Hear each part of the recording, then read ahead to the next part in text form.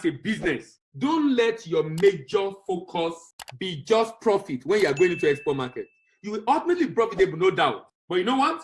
What I've discovered is that even though you are profitable, how much of the market share do you have? Don't let just being profitable be a major determinant. That your product is in the export market is key, and you can over time leverage on the, remember you are still selling locally, depending on your product. But always remember that you can leverage on the economy of scale when there is increased demand for your product, and that can drop your price in the long run. Rather than want to go into market and want to be profitable from day one. I'm not saying you should be at a loss, but maybe 5%, 10% might be good enough for a start, and then over time that can increase. Cost element. I'm sure some people are eager to see this. Cost element in any export process varies depending on the nature of the product. However, in general, most costs will include the following: product costs, transport to warehouse if you are getting the product from outside Lagos or outside the port area, warehousing, transport to the port, freight forwarders fee, shipping line local charges, freight charge, NXP processing fee, NES fee, logistic fee, and quarantine, SUN and NAFDAC, marine and good in transit insurance fee, inspection fee, certificate of origin fee, fumigation and phytosanitary fee, bank commission on export proceed, interest rate. Now, product cost, that is the value of the goods. Now, someone called me today. He wanted to export ginger and he wanted to know. He called it business plan, but eventually I told him that I'm not sure he need business plan is maybe profitability profile. Product cost, the cost of the product or commodity and packaging for shipment. Now, this product cost, that's what many people focus on. I was talking about the fact that doing ginger and he needed all these other costs. Like commodity people now, your product cost is the value of your product delivered to the warehouse. Now, product cost in this case will be product cost including the packaging arrangement, the cost of doing all that. The cost of doing all that is what we're talking about here when we're talking about product cost. Now, so at that point, we are looking at all the costs you have incurred in getting the product to the where it is right now. So if you are doing commodity, it's already bagged. That means product cost will include the cost of the product, cost of drying it, cost of bagging it.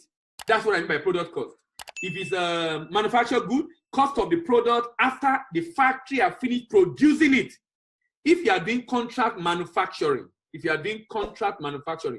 cost of the product after the factory has produced for you and you have given them your package and they put it inside your package, that is the product cost. Transport to the warehouse. This covers the cost of loading at the local buying agent point or from the factory to the warehouse. If you need to use a warehouse, if you're in Lagos, you can avoid the cost of warehouse. You can move from your manufacturing location, you move the container to where you are producing, load into the container and move straight. Or you bring the truck to where you are producing, load into it and take it to the airport, depending on how you are shipping it out. So you can avoid the cost of warehouse if you are producing in Lagos. If you are not producing in Lagos, you can still avoid the cost of warehouse. You can take the truck to where you are and take it straight to the airport, or you pick up the container, take it to your location and bring it out. Now, I don't encourage you to take container out and bring it out. It's too much cost. The container will go in and out. Get a truck for where you are. Let the truck bring it to Lagos and then offload into a container at the shipping line terminal. That's a cheaper way to reduce your cost. Warehousing. This is the cost of storage in a warehouse. This is common for commodities. If you want to do agro commodities, you must take it to a warehouse designated for inspection. So you cannot just use any warehouse, please. Transport to the port. Now, that's transport between the location where you are and the port. Transport between, what I mean by that is, I'm talking about transport now between the point of warehousing and the port. Now, if you notice now, that means I can skip number 2 and number 3 and do number 4. If I pick a truck from wherever it is and move it to the shipping line terminal or move it to the airline terminal, I will avoid the cost of warehousing and cost of transport to the warehouse. But like I said, if you are doing commodity, you cannot avoid cost of warehousing and cost of transport to the warehouse. You cannot avoid it. It's a statutory requirement for commodity export. Then freight forwarder. This covers the cost of export clearance through custom and other government agencies at the port. These also include the freight charge. Now, there are organizations at the port, companies that help you to ship your goods to international destination. They are called freight forwarders. They help you arrange containers, they help you arrange trucks, they help you do your documentation and clearing at the port, and they charge per container. They charge a fee. Now, that fee, they will use to pay some other fees.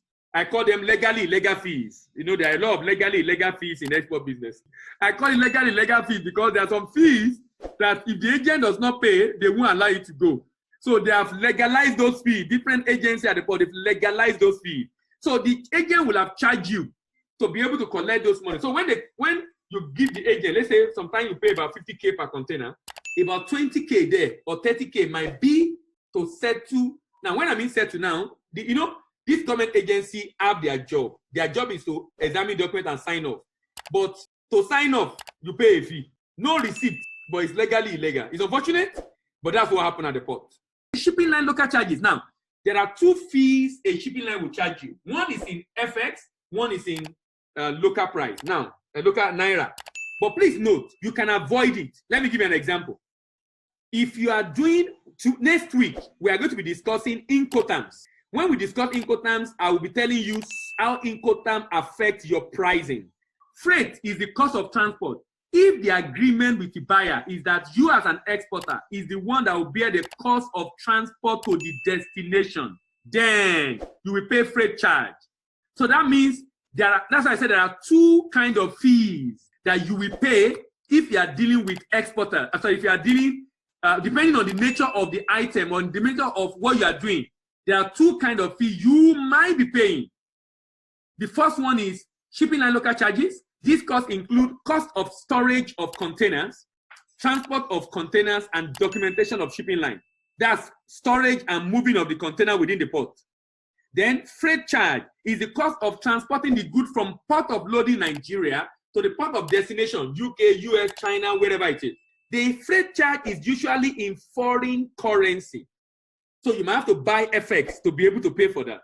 But people, you have the choice of avoiding that cost. And that will be dependent on the Incoterms that you choose.